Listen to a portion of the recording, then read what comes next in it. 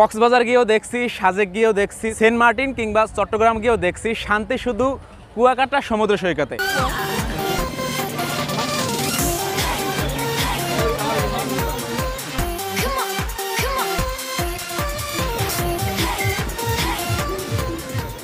Hello guys, আসসালামু আলাইকুম, it's my Tahsin Islam. Welcome to another video. নতুন এক ভিডিওতে আপনাকে স্বাগতম। আজকে চলে আসছি বরিশালের বা বাংলাদেশের অন্যতম বিখ্যাত পর্যটন কেন্দ্র কুয়াকাটা সমুদ্র সৈকত। কেউ বলে সাগরকন্যা, কেউ বলে বঙ্গোপসাগর, বা কেউ বলে কুয়াকাটা। এই স্থানটা এতটা সুন্দর বা এতটা মনোরম পরিবেশ যেটা বলার বাইরে। যেহেতু আমার বাসা কুয়াকাটার কাছেই, সেহেতু আমি কথায় আছে ভাত খেয়ে কুলিও ফালান যায় কুয়াকাটা সমুদ্র সৈকতে। তাই ধারাবাহিকতায় এবার ঈদেও আমরা চলে আসছি, আমার ফ্রেন্ড সার্কেল বা বন্ধুবান্ধব অনেকে ঘুরতে আসছে, তাদেরকে নিয়ে কুয়াকাটা চলে আসছি। আজকে দেখাবো কুয়াকাটার আশেপাশের দু একটা ফুটেজ এবং এখানে মানুষ কেন ঘুরতে আসে এই বিষয়ে দেখানোর চেষ্টা করবো। সো আমাদের সাথেই থাকুন এবং এনজয় করুন আজকের ভিডিও।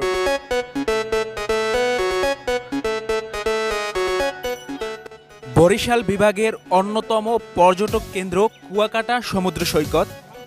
শুধু বরিশাল বিভাগের বললে ভুল হবে, বাংলাদেশের ভিতরে বা গোটা পৃথিবীর ভিতরে অন্যতম পর্যটন কেন্দ্র হচ্ছে সাগরকন্যা কুয়াকাটা বা কুয়াকাটা সমুদ্র সৈকত। আজকে আমরা চলে আসছি কুয়াকাটা সমুদ্র সৈকতে একটু গোসল করতে এবং ঘুরতে আনন্দ করতে। এখন যেখানে দাঁড়িয়ে আছি সেটা হচ্ছে কুয়াকাটা পর্যটক কেন্দ্র জিরো পয়েন্ট। অর্থাৎ আপনি যেখান থেকে আসেন না কেন, পটুয়াখালী, মহিপুর হয়ে, আলিপুর হয়ে, তুলাতলি হয়ে কুয়াকাটা আসার পরে প্রথমে আপনি পাবেন মিডল পয়েন্ট বা জিরো পয়েন্ট। আপনি জিরো পয়েন্ট থেকে উত্তরে দক্ষিণে যে কোনো স্থানে যেতে পারবেন।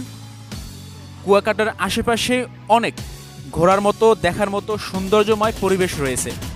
আমি হাঁটতে হাঁটতে কুয়াকাটার চলে আসছি আচারের দোকানের কাছে। কুয়াকাটার আচার হচ্ছে বিখ্যাত। যারা কুয়াকাটায় আসছেন অবশ্যই আচারের গুণাগুণ একটু হলেও বলতে পারবেন। আর যারা আসেন নাই কুয়াকাটা, তারাও কুয়াকাটায় এসে কুয়াকাটার বার্মিস আচার খেয়ে মুগ্ধ হয়ে যাবে। তারপর আসি কুয়াকাটার আশেপাশে কি এমন দেখা রয়েছে। কুয়াকাটার আশেপাশে প্রায় 66টি স্পট রয়েছে দেখার মতো।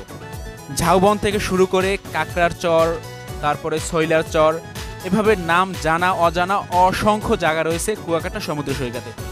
অনেকেই মনে করতে পারেন শিক্ষা সফর বা ফ্যামিলি ট্যুরে কুয়াকাটা কি আসা যাবে? অবশ্যই শিক্ষা সফরের জন্য বা 50-100 জনের ট্যুরের জন্য সবথেকে বেস্ট এবং পপুলার জায়গা হচ্ছে কুয়াকাটা সমুদ্র সৈকত। কারণ এখানে রয়েছে বিশাল স্পেস। মন খুলে ঘুরতে পারবেন, মন খুলে গোসল করতে পারবেন, মন খুলে ডুবাইতে পারবেন। কুয়াকাটা আসার পরে আপনি জিরো পয়েন্টে নামার পরে হাতের ঠিক বাম পাশে অর্থাৎ ঝাউবনের দিকে গেলেই বুঝতে পারবেন কুয়াকাটার আসল সৌন্দর্য। আপনি যদি কুয়াকাটা একদম সকাল সকাল আসতে পারেন তাহলে দেখতে পারবেন সূর্য উদয়, অর্থাৎ একদম চোখের সামনে সূর্য কিভাবে উদয় হচ্ছে বা সূর্য কিভাবে উঠতেছে এটা আপনি উপভোগ করতে পারবেন। তারপরে আপনি যদি সারাদিন ঘোরার পরে সন্ধ্যা হয়ে যায়, অর্থাৎ সন্ধ্যার দিকে আপনি দেখতে পারবেন সূর্য অস্ত। একদম হাতের নাগালে বা হাতের কাছে চোখের সামনে কিভাবে সূর্য ডুবে যায় এই দৃশ্য আপনি দেখতে পারবেন। আমরা যেহেতু সকালে আসছি, এখন সন্ধ্যা হয়ে গেছে, সূর্য ডুবার প্রায় সময় হয়ে গেছে। আর এখনকার দৃশ্যটা কিন্তু সকালের থেকে আরও বেশি মনোমুগ্ধকর।